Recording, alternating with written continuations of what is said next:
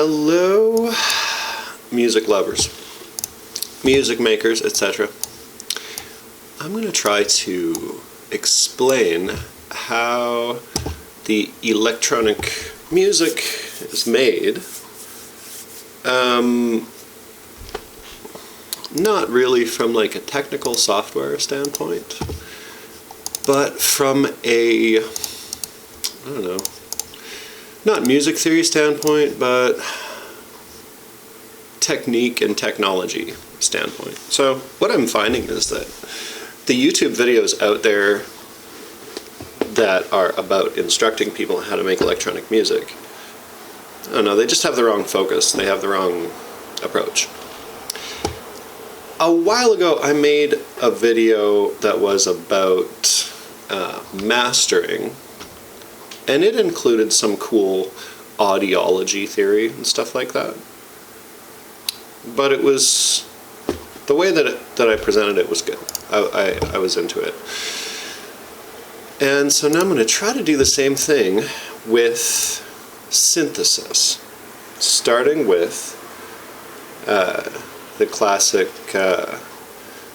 subtractive synthesis of old analog synths, represented here by the subtractor in the Propeller Head's Reason software. And then I'm going to get into other types of synthesis, like I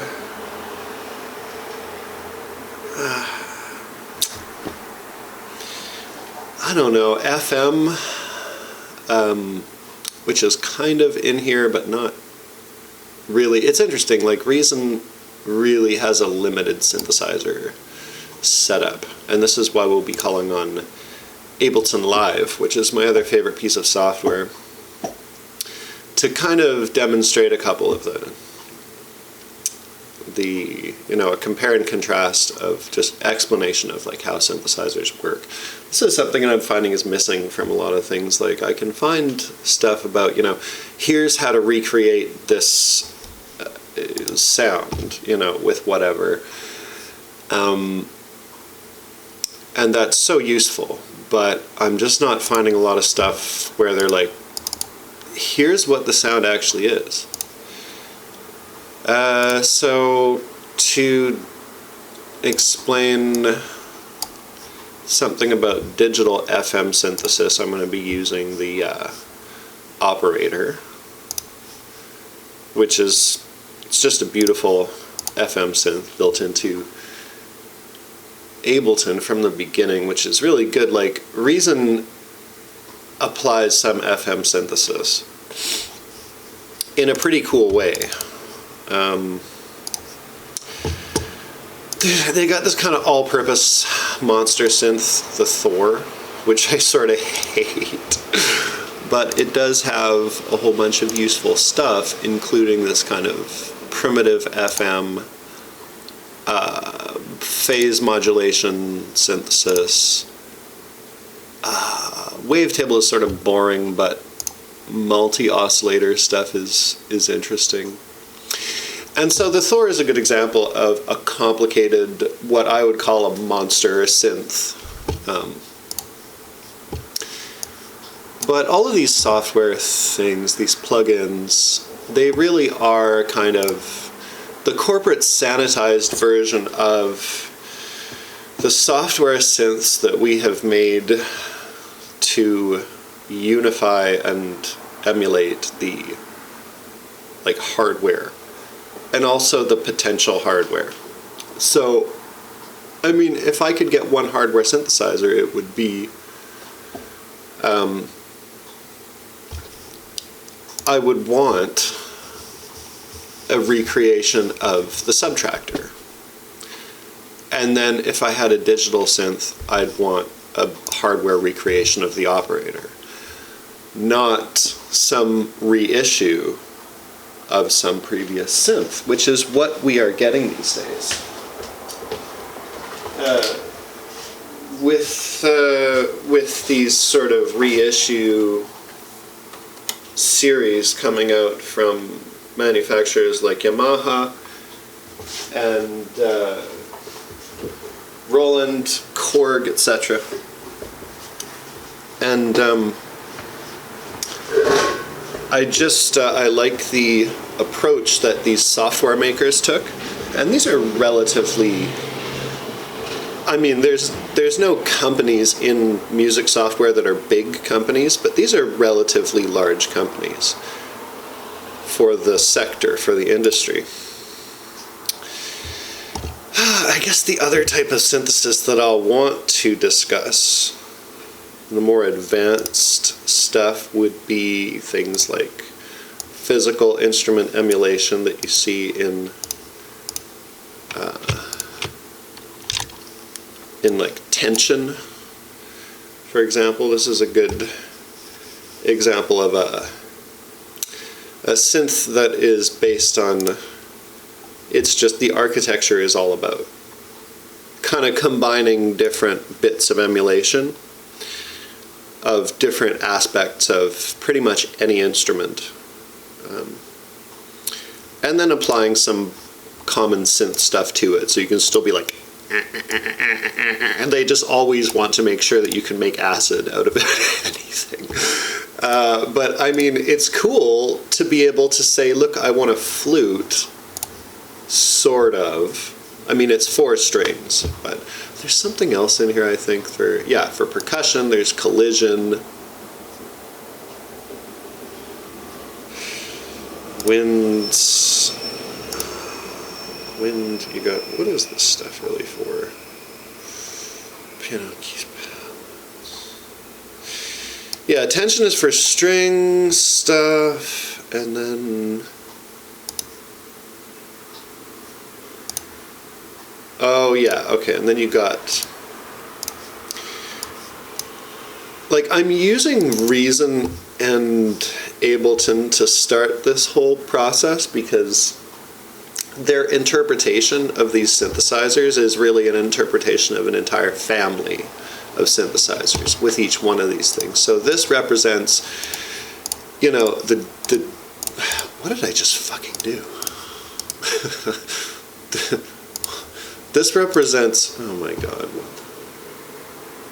detail view? Oh my god. Okay, whatever. There we go.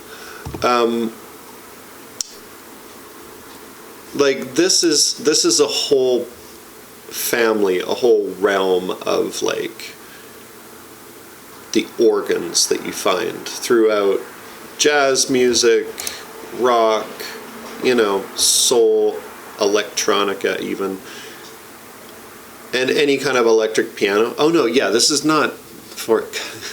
See, all of these things are so different. Like, to create an electric piano sound, you do need a specific architecture that is designed for that. And this is actually how the original analog synthesizers came to be, is they were trying to think about, well, what architecture do we need to recreate symphonic sounds? And so they decided, well, a string sound is essentially this. The waveform is a sawtooth wave. And the thing that makes a string sound unique, apart from the waveform, is going to be the envelope. Right? It has like a slow envelope. It takes a second to come in to full volume. Once it's at full volume with strings, it's basically at full volume. Whereas like a piano sound, for example, well, that's more of a sine wave. But when you hit it really hard, it sort of gets a little bit freaky, almost like it's got one sine wave modulating another. I mean, FM is sort of advanced, but with maybe an older synth, you can just say the more common thing to do would be with the filter aspect of things. you could apply something that makes it brighter when you hit it harder. And then it could have a different envelope or something, because a piano starts out loud when you hit it, and then you hold the key down. It doesn't go silent until you withdraw the key, but it sort of goes bow. So it's got a different sound. And then plucked strings, everything has this different sound. But when they created these synths, the idea was they wanted them to be able to produce all the symphonic sounds that they wanted. So they were like, well, a triangle waveform is good for wind sounds from like a flute. But then there's also a bit of noise in a flute, so we've got to be able to do some noise generation as well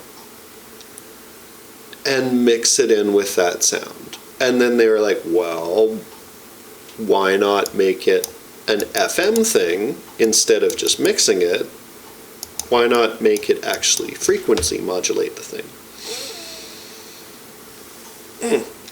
So this is how this type of synth came to be.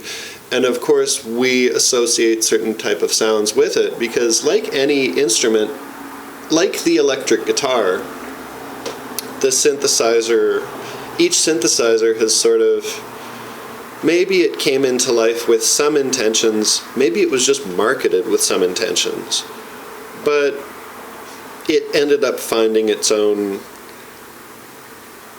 eventually, finding its own character and stuff like that.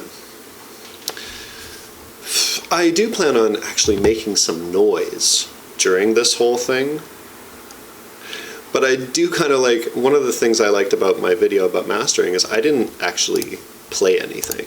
I just explained everything. But for this, I am actually going to have to play some stuff. So the subtractor represents a family of analog synthesizers, analog synths in general. And the only issue with the subtractor is that it's mono and not stereo, which is fine. That's very authentic. With a more complicated synth like the Thor, you can do very analog type of stuff. From Boards of Canada type ephemeral sounding pads to square pusher type SH-101 style for the nerds out there, bass and leads. And you can do it in stereo, and you can have cool unison separation and stuff like that. And all of that just means you've got like more synth inside this one synth, but it's basically a representation of all the synths that came between the 70s, well, between the 80s, the 70s, the 80s, and now. Because there's this whole story about synthesizers. The Thor represents all these synths where companies were like, let's make the most badass analog synth we possibly can, with every single feature, a monster analog synth. And all these companies managed to do it just by creating these very complicated instruments, and they're excellent. And so we have all these fantastic analog synthesizers, and then we've got these excellent software versions of them. With other programs, like when I've used Cubase and stuff, I've ended up using a lot of plugins which are actual, like literal emulations, basically hardware to software ports of popular old synths, specific synthesizers, and I just don't like that approach as much as this. I've gotten really good stuff out of that, but it kind of sucks too. so whatever. But there is this progression where when people started to figure out how to make sound with mathematics, they got into this type of stuff where they're, instead of using oscillators, they're using operators. And the thing is, this is sort of the instigation of any sound with synthesis, is like, you make this initial sound that is kind of raw, and then you either get it to expand and build upon itself and sort of combine and be modulated with other parts of the sound that maybe are not audible on their own, or you are creating this initial very big, broad, raw sound and then shaping it and removing things. And this is what is meant by a subtractive synth. This is a subtractive synth. This is a subtractive synth. This is a subtractive synth. And the analog is, I'm really sorry about banging my desk here. The analog is, like, it's trying to be a pretty simple synthesizer that's very powerful. So it's sort of between, you know, what you'd find with the Thor and what you'd find with the Subtractor. But it is very much in keeping here. And then it's a subtractive idea of synthesis where everything that happens after the oscillator, like the string on a guitar or like the mouthpiece in a wind instrument,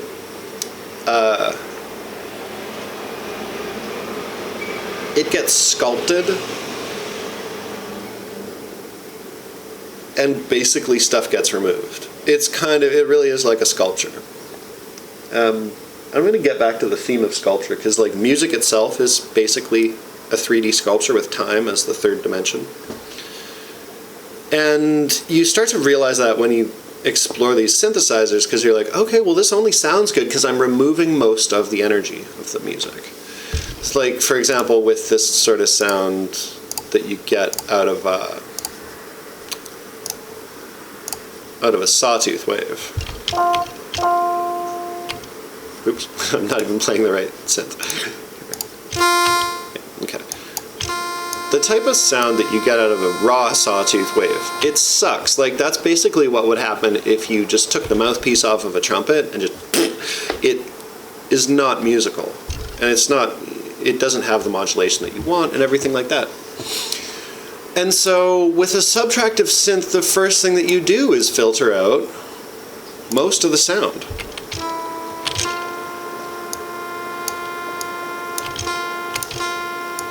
With a filter, and that filter has to have the right kind of shape to it for what it's supposed to be. And this is the basic elements of any subtractive synth. It's the oscillator, the filter, the amplifier, and then the LFOs and the envelopes. And the envelopes are just kind of this series of events that is triggered by the notes themselves. So in an amp envelope, you press the note, it goes through this attack phase, and then it comes to full volume. And then it goes through this decay phase, and then it goes to its sustain level. And each of these stages, like you can't just make it come in and come out specifically for each note. So this becomes your sound.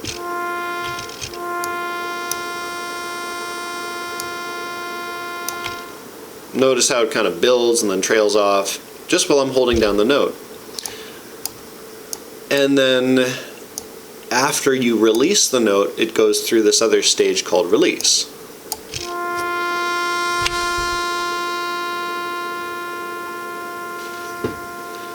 And that's how an envelope works.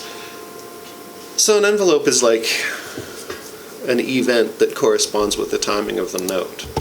And then an LFO is this thing that is just kind of independently counting itself through,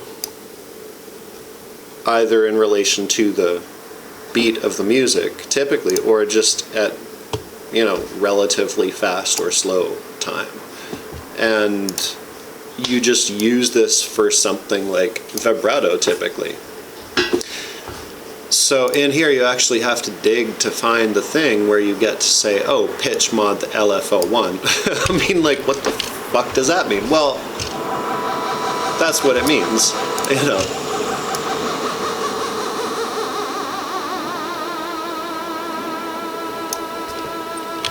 Right, let's say it just has some of that. You can give it some delay so that it takes a while to come. You can get some attack so that it sort of builds in gradually. And I don't know, congratulations, you've emulated a violin. And then if you want to, it's like, this is because this is how brass sounds and how strings sound. You can make that sound like a violin or a cello or something, or a trumpet. But if you want to make it sound like a reeded instrument, then you have to use a square wave.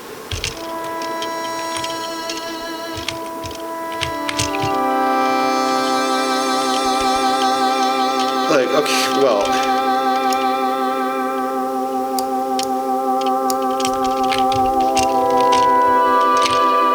I mean, I guess that's basically kind of some, I don't know, some artificial clarinets or something. You know, if I want to do a string sound, it's going to be a sine wave, so it's going to have to be louder and higher, I guess. Maybe it's going to be a plucked string sound, so it's got to have a different envelope.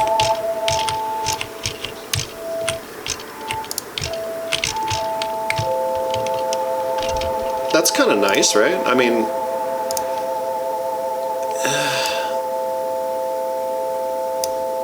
you know, maybe the LFO is just making it kind of drift a little bit, you know? Maybe it's a whole bunch of strings in unison. Maybe it's 4 of them. They're a little out of tune. Like, this is the kind of setup that they wanted to make so that you could have acoustic sounding instruments. But it's capable of all this other strange sound. The operator, on the other hand, like, welcome to hell. It makes no sense on the face of itself, but it's better than trying to program a DX7. The DX7 was like the first hardware synth, the first digital synth that sort of popularized FM synthesis. And it's fantastic, but you could only control like one parameter at a time. As you can see from this, and this is actually simpler than the DX7,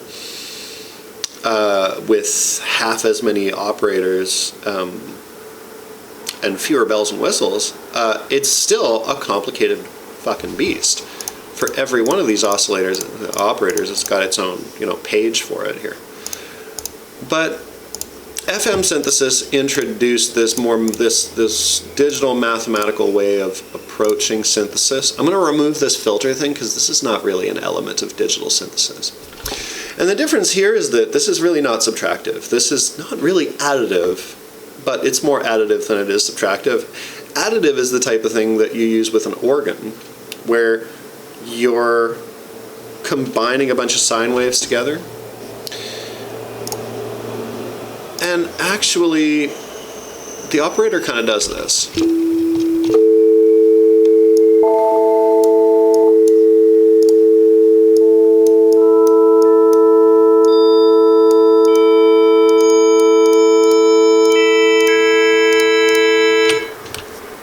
You can kind of do additive synthesis with this because in this weird oscillator user edit mode, where you can shape your own oscillator, which I love, excellent for bass. You just have all of this. These are each like drawbars on a organ. You got the fundamental, and then all the way up the register, got all the other notes for this. And this is not really FM synthesis, but this is the other type of synthesis, which is additive. FM synthesis really is all about sine waves. But it's all about getting the sine waves to modulate each other in some kind of architecture. So with this one, you can't hear operator B. It doesn't make its own sound. Unless I do like a flat routing of the different operators. So this is what operator B sounds like. I'm going to do it on a bass note. But until it is affecting operator A, doesn't really do anything. And so by level here, what they really mean is modulation.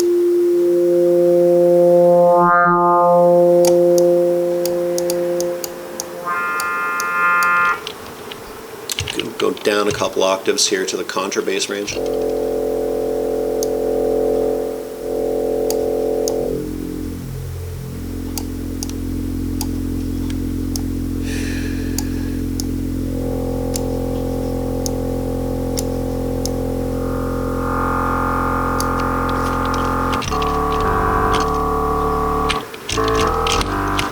This is what they ended up doing to, and I'm sure the people who made this type of synthesis, they were just like, we're just doing this because we can. Because it was just an obvious mathematical way to do synthesis, and from a processing standpoint, very cheap as well. Like, this is very easy to do with shitty chips like I have in some of my old Yamaha digital synthesizers from back in the day, which are basically a primitive form of FM, kind of. It's like in the same family. But like the other types of synthesis, I don't feel like I need to get into, because you can understand them based on an understanding of how acoustic instruments work and how these synthesizers work. But I would say these are the two major families of synths. The analog versus the digital, and it ends up being the subtractive versus, I don't know, not the additive, but the mathematical digital. And with the mathematical, it is, for all intents and purposes, it is additive, in that, like, I don't end up needing to use a filter. Typically on these synthesizers, you just don't use it for the same thing. And so you don't end up needing like a second filter. Like any of these analog synths, they always have this second filter. Because the first filter is just to make the thing sound like something. And then the second filter is to make it sound okay in its state. So the Thor as well, you can see you have this complicated routing that allows you to put stuff through single or multiple filters before it even gets to the amp envelope. And so this really is making a statement about how these are used, where the filter and the oscillator really go together, and then the amplifier and the envelopes and the LFOs and the mods and stuff like that, they are all kind of supportive of that. Of course, the amplifier is critical, but a lot of these synths, it will allow you to do a whole bunch of crazy filtering, and then it will say, okay, before, after the amplifier stage, right, it's ready to go out, we're ready to ship this out to the headphone jack, but if you want to just put one more filter on this stuff, you can. And then on digital synthesizers, you don't find that, because all of this type of stuff that you would usually use these first filters for, it's not going to come up. So yeah, this one of the other things I'm going to do for explaining synthesis is go into some of the hardware that I have, probably on a subsequent video. But just to start off, I can demonstrate the very basics of what I'm talking about in hardware form, because I do have the Yamaha CS01. This was their idea of trying to make an analog physical subtractive synthesizer that you could actually play with a mouthpiece. And it's weird, but they ended up creating this fantastic little analog synth, which is great for leads, good for bass lines, whatever. And of course, you can run it on batteries, and it's a Yamaha, so it has lasted this long.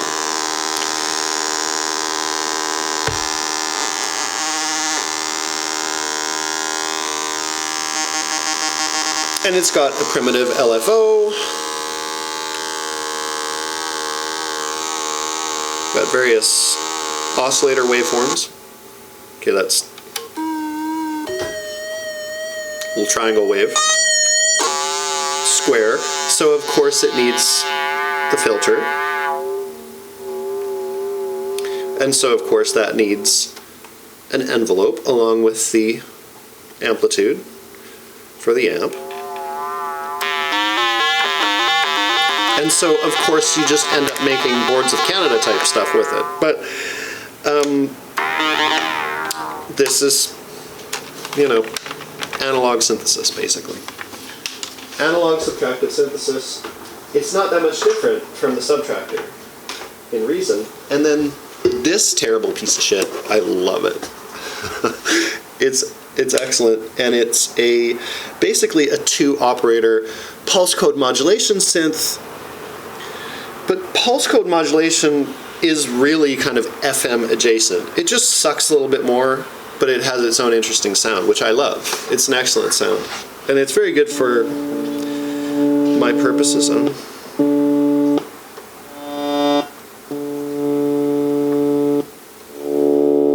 These are just some of the like patches I've made with it.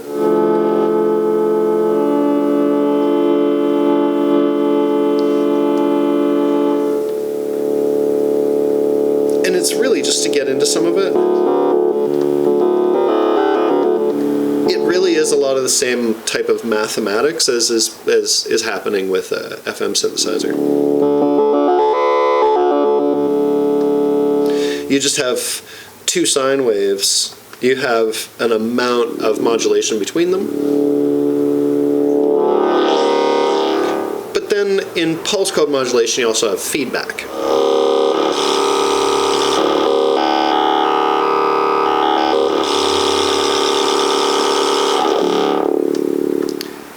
And this introduces me to like the final thing that I want to talk about within synthesis, and that is there's all these things where you need to modulate something, you need to set something up 2 parameters at a time. With filters, for example, you need to be able to, you're balancing the filter frequency against the filter resonance. And you're balancing the brightness of the oscillator against the dampening of the filter.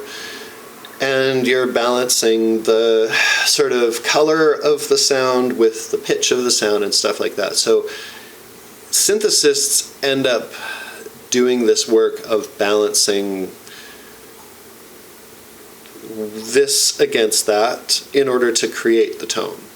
And it's kind of like with a stringed instrument, how you have to balance the tension of the string. You have to get the string to within the right range of tension to make a note properly, given its size and its length and whatever. Or with the body of an instrument, you have to get the right shape to conduct the right range of notes and like amplify them a bit or resonate them. Acoustic instruments amplify stuff through resonance. Like a guitar, the size of a guitar is not arbitrary. It corresponds with the wavelengths that a guitar transmits. So like the low E really is like pretty much almost a meter long. You know, it's within that range. It's a bit smaller because they want to reverberate some of the like sub-frequencies of the E. But you know, the width of the guitar, like that represents the high end of the guitar. Those are the wavelengths, and the low end of the guitar is really about 2 feet. And with speakers, you can see the same thing. With, you know, a trumpet, like the length of the tube is not arbitrary. It's based on the length of the notes that you're trying to create. And it's incredible that we can make wavelengths either digitally or electrically, electronically, mathematically, and physically, and it all basically corresponds. And the way that we create these sounds and the way that is kind of based on how we want to work with them as much as the texture of the sound that we want. So all these synthesizers, a lot of them can be used to make a lot of the same sounds. But especially if you're composing something or you're working live, you're not going to use the same synthesizer. And it is important to get to know the different synths, not just the different synth sounds that you can make with them. Because the different families of synths, they each have their own character of how they work. And it's mostly different arrangements of the same elements, the same bits and pieces like you would see on a bicycle versus a motorcycle or something. It's been really fun for me to go back and forth between the software and hardware versions of this stuff and acoustic instruments and electrical instruments. And I encourage people to do that. But I want to encourage also some more literacy in the inner workings of this stuff, because it's all simple enough that any musician can get into it, but not everybody is going to be able to get introduced to this stuff, and it's just kind of silly when you actually find a lack of this type of video. So I wish everyone well with this information. Don't use it for evil. Use it for good.